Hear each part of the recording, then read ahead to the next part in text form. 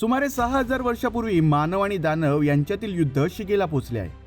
कार्तिकांच्या ग्रामावर दैत्य हल्ला करतात आणि त्याचे कुटुंब उद्ध्वस्त करतात. त्यात सुडाने पेटलेला कार्तिकन प्रतिज्ञा करतो समस्त राक्षस जातीच्या नाशाची.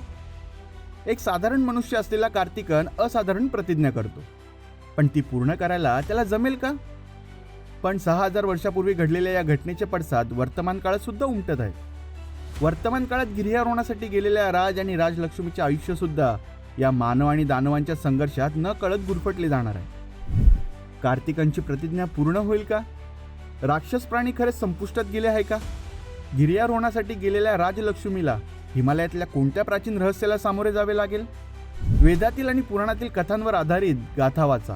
कार्तिकांची प्रतिज्ञा आणि साक्षीदार व्हा 6000 वर्षापूर्वीच्या आर्यवर्ताच्या न ऐकलेल्या इतिहासाचे, मानव आणि दानव यांच्यातल्या कालातीत संघर्षाचे.